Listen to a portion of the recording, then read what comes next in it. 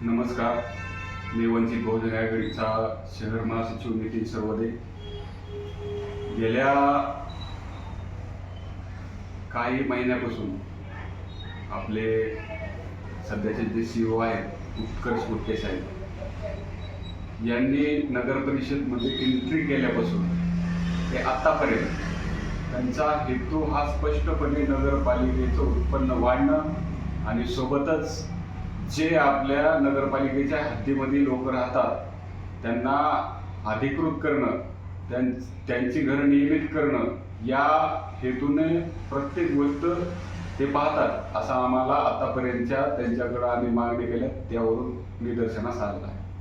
आम्ही वंचित बहुजन आघाडीतर्फे ज्या वेळेस भोगवटदारांसाठी किंवा नगरपालिकेत हद्दीत येणाऱ्या अनधिकृत बांधकाम आहेत किंवा आपले PTRNच्या नोंदी ज्या घरांच्या नोंदी नाहीत त्या घरांच्या नोंदी करण्यासह जेवढ्या मागण्या केल्या तेवढ्या उत्कर्ष गुट्टे साहेबांनी त्यावर लक्ष देत त्यांना ज्या नगरपालिकेत ज्या प्रकारे आपले घरांची नोंद घेतली त्या प्रकारे अंबाजोगाई नगरपालिकेची नोंद घ्यायला सुरुवात केली होती. पण मध्येच असा कुटाणा झाला की कोणाच्या तरी डोळ्यात खुपलं. आता कोणाच्या डोळ्यात खुपलं आम्हाला माहित नाही. तो मंत्री आहे का स्थानिकचा नेता आहे का कोण आहे आम्हाला त्याच्याबद्दल काही घेणं देणं नाही.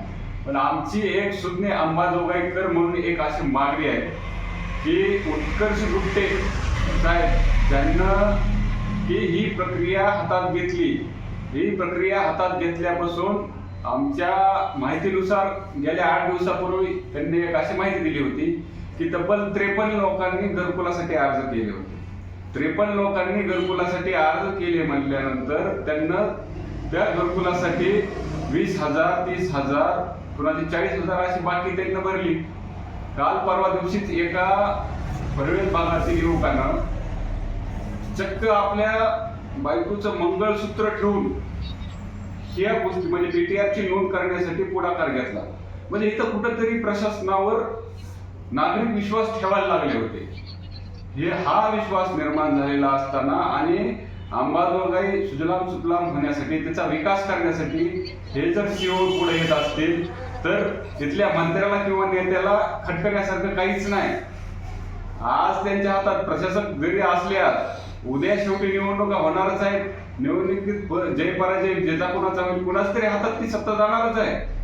तोपर्यंत तरी निदान इथल्या सत्ताधाऱ्यांनी शांत राहून इथल्या नागरिकांचं भलं व्हावं, इथले नागरिक मालकी हक्कात यावेत, यांना प्रत्येक घराची नोंद मिळावी. सोबतच यांच्यासाठी ज्या आवास योजना असतील, पंतप्रधान आवास योजना असेल किंवा रमाई आवास योजना असेल, या योजनांचा लाभ मिळाला पाहिजे. हा डोक्यात त्यांना विचार करावा. फालतूपणा करणे सोडून द्यावे. कोणी असेल, कुठलाही मंत्री असेल, कुठलाही नेता असेल, तुम्ही तुमचे घर भरले, भरपूर झाले, भरपूर कमवले. आता लोक त्यांच्या पोटाची जी 2 टायमाची भाकर आहे त्याला अर्धी करायले आणि हा पैसा आणून द्यायले. हा पैसा तुम्ही बर्बाद करू नका.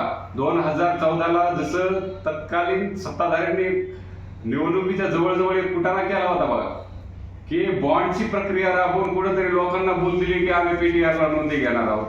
त्याच्यानंतर ते बॉन्ड कुठे गेले, ती प्रक्रिया कुठे गेली, त्याचे दस्तावेज कुठे आहेत अजून कुणालाच माहित नाही. आता कुठंतरी प्रशासनावर कोणतरी विश्वास ठेवायलाय. तो विश्वास कायम राहू द्या आणि उत्कर्ष गुट्टे साहेबांना सहकार्य करा. आणि जोपर्यंत उत्कर्ष गुट्टे साहेब इथं आहेत किंवा जोपर्यंत ही प्रक्रिया पूर्ण होत नाही, ही प्रक्रिया म्हणजे जोपर्यंत लोकांच्या PTRला नोंदी होणार नाही, जोपर्यंत लोकांना भोगवटदार वर्ग 1 मधून दूर होणार नाही, जोपर्यंत त्यांना शासकीय योजनांचा लाभ होणार नाही, तोपर्यंत उत्कर्ष गुट्टे साहेब हे पदावर राहिले पाहिजे अशी आमची वंचित बहुजन आघाडीची मागणी आहे.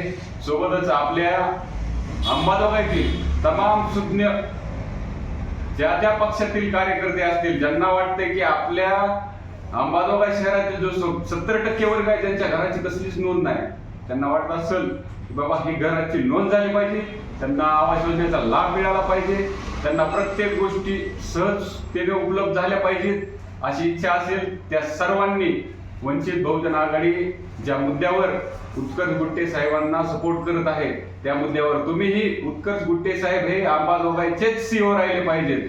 कुठलाही नियम किंवा कुठल्याही बदलीचा कार्यक्रम करून मंत्री तुम्हाला बोलवतील किंवा काही गप्पा मारतील, वेळेला बरेच जण मॅनेज पण होतील, परंतु नागरिकांना कुठंतरी एक आधार मिळाला पाहिजे. उद्या तुमच्यावर पण लोकांनी विश्वास ठेवला पाहिजे की बाबा ह्या नेत्यांनं ह्या अधिकाऱ्यामार्फत आपले कामं करून दिलेत आणि या नेत्यामुळं आज हे अधिकारी राहिला म्हणून आपलं कुठंतरी काहीतरी घरांच्या नोंदी व्हायला सुरू झाल्यात.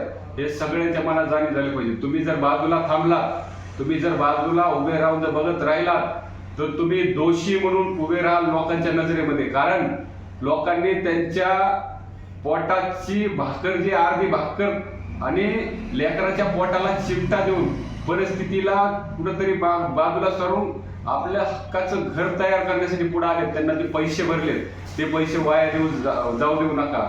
आणि जर ते पैसे वाया गेले त्याला सर्वस्वी जबाबदार तुम्ही राहाल आणि भविष्यात तुम्ही ज्या ज्या वेळेस निवडणुकीला सामोरे जाल हे लोक तुम्हाला त्यांच्या बुटाखाली घेतल्याशिवाय राहणार नाही. एवढं मी सांगतो. जय भीम.